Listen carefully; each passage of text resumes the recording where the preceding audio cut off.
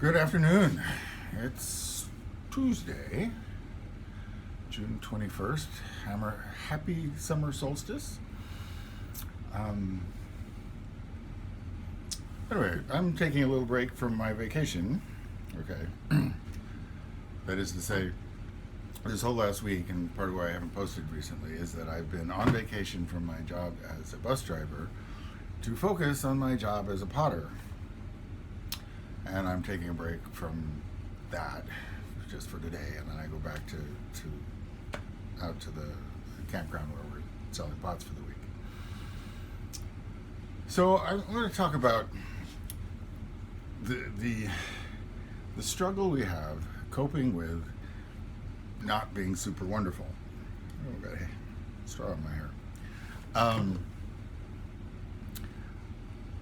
and this comes up for me now, mostly because of things like Pride Month and Juneteenth and all the challenges that the marginalized, non-white, non-male population has coped with for centuries. So, when we're trying to be proud of non-white, non-males, which is relatively easy to do, since white males are often quite defective. It's become quite normal to do biographies of really remarkable people who happen to not be white, not be straight, not be men, and that's cool. I mean, it's good to know and so forth. But it also leaves off the whole issue of just being average or marginally competent or good enough or all those other things that people should be allowed to be regardless of how they are at home or how they are in private where it shouldn't be anybody's concern. And I need for myself, I think, to be less critical of other people. For instance, when I'm driving the bus, the people driving the four-wheel car, the cars and the trucks and so forth, they're either driving too fast or too slow, or they parked wrong. So it's easy to get angry at all of them, and I have to remind myself consciously of the ones who were just fine, safely predictable, even courteous, because they're out there, and they might even be the majority. They're just not quite as noticeable as that really exciting guy that made the really bad decisions. So I'm trying to think of what the punchline is, and the punchline, I think, is that not being super wonderful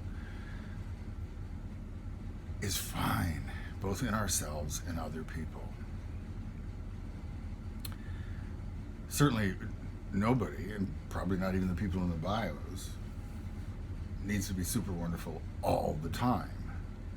And I suspect that many of those super wonderful genius people had, dark sides and were difficult to travel with, or anyway. I've said in the past that, and it's a quote from somebody else, I don't know, that the difference between a great photographer and a good photographer is that a great photographer only ever lets the public see their great photographs. There's no proof, because they've hidden it, that they ever took a bad photograph or accidentally left the lens cap on or screwed up, because they only show the world their perfect things, their perfect results. Well, that's not what it is to be a potter. You may have some wonderful pots now and again. You may have some wonderful pots most of the time, but the point of being a potter is that you make okay pots, competent pots, that people can buy at a reasonable price and use for decades.